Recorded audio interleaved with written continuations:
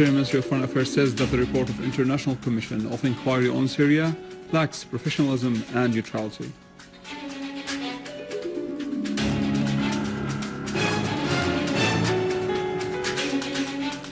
Australia admits that up to 100 Australians are fighting in Syria along with terrorist groups.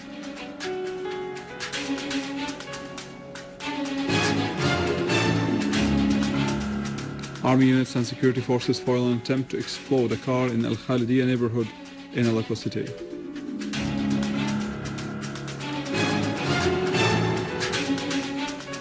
And Iran reiterates rejection of foreign interference in Syria's internal affairs and stresses peaceful solution for the crisis in Syria.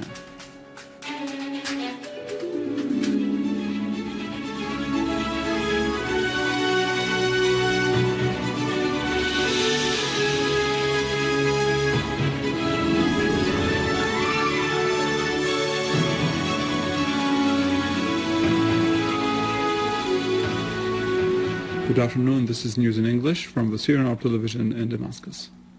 Foreign and Expatriates Ministry said that the periodic report issued by the International Commission of Inquiry last December 20th on Syria lacks the professionalism and neutrality.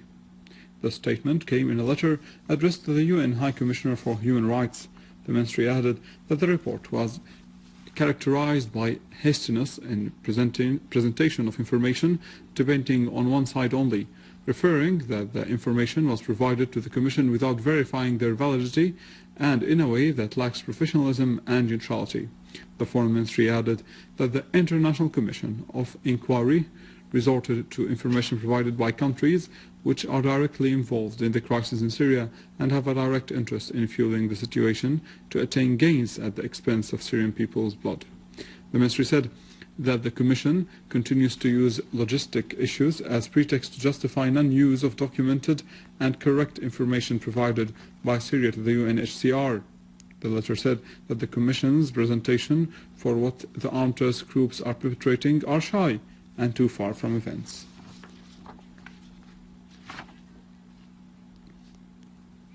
The UN High Commissioner for Human Rights, UNHCR, has been insisting on issuing politicized reports about the situation in Syria that lack accuracy, objectivity, and neutrality.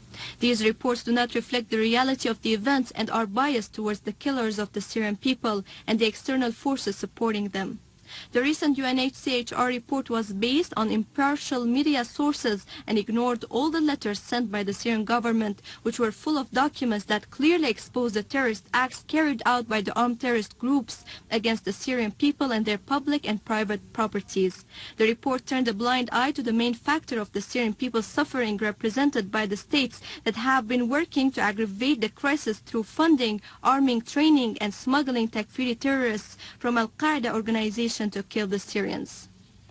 The Commission touched upon a lot of issues, misinformation, incorrect legal arguments which lay outside its powers, including its claims about using cluster bombs, the allegation which is completely unacceptable and is so for the mandate given by the Commission to itself regarding the investigation in international humanitarian law, while it avoided dealing with several important issues related directly to the human rights. There are many important issues related to human rights which the Commission didn't address, such as the internationally dangerous incident of destroying and stealing Aleppo's factories and smuggling their contents to neighboring countries to destroy the national industry, which was thriving before the crisis. This act, in its simplest legal manifestation, is considered a breach of the right to development. The armed groups also stole warehouses of the medicines which the government obtained and secured to citizens with cheap prices, despite the sanctions imposed on importing a number of medications, while the armed groups sold these medicines to neighboring countries or spoiled them to deprive the Syrian people of them in a clear violation of their right to health. The Commission's report didn't set the side which is responsible for the crises of food, stealing and smuggling food and grain to some neighboring countries, spoiling agricultural crops to starve the Syrian people, besides sabotaging the power-generating plants and preventing repairing them systematically. Secretary of Iran's Supreme National Security Council, Saeed Jalili, reiterated Iran's position, which calls for resolving the crisis through dialogue, stressing that resolving the crisis in Syria should be through national dialogue and ballots, not through sending weapons and supporting terrorism. In a press conference in New Delhi on Friday, Jalili said that the Syrian crisis is a pressing issue and that his country presented a clear initiative for solving it, as it stressed the need to end violence against civilians and launch national dialogue as soon as possible. He stressed that democracy does not go along with bombs and weapons, and that those who utilized weapons and violence and called for foreign intervention in Syria will be held responsible before the public opinion.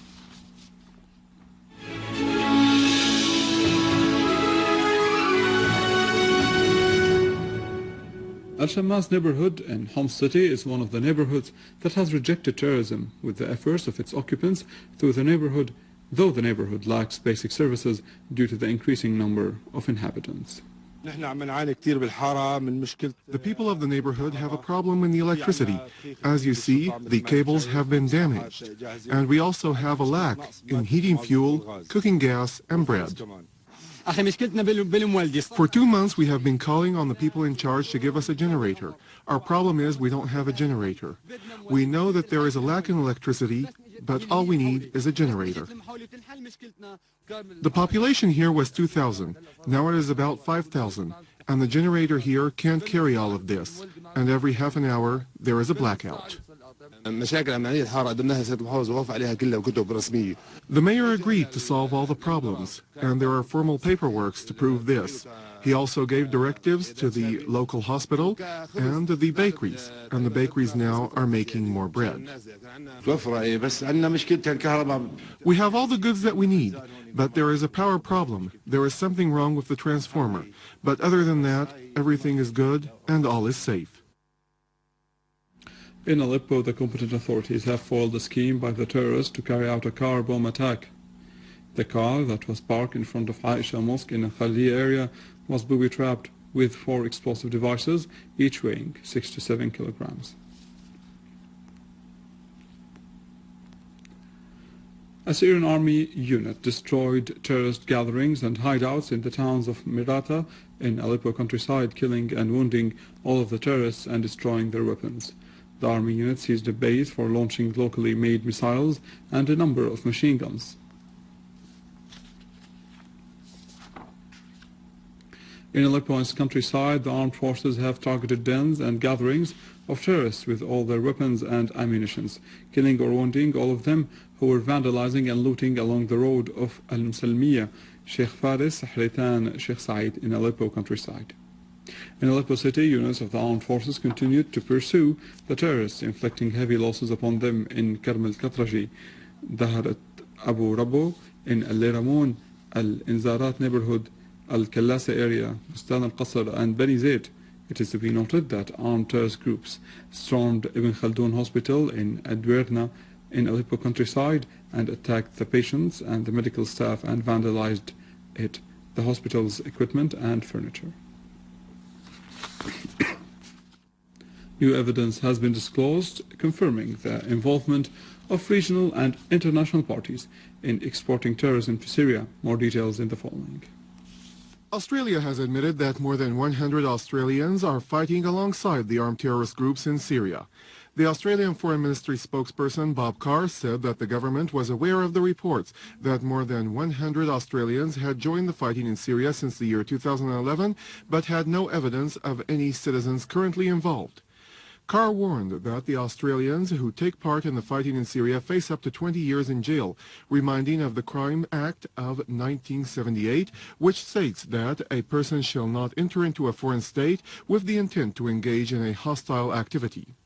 He added that any Australian who recruits someone to fight overseas faces 7 years imprisonment.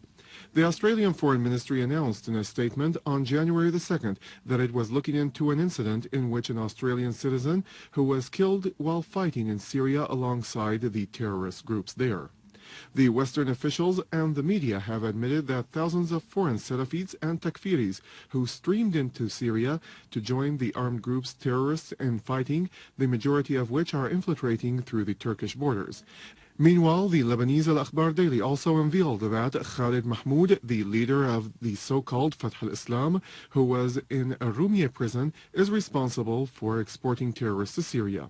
In a new televised speech, al-Mahmoud announced the foundation of the Jund al-Sham organization in Syria, similar to the organization that is existing in Lebanon.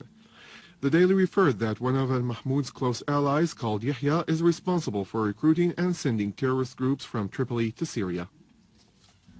And with this, we end our news for today. Thank you for watching.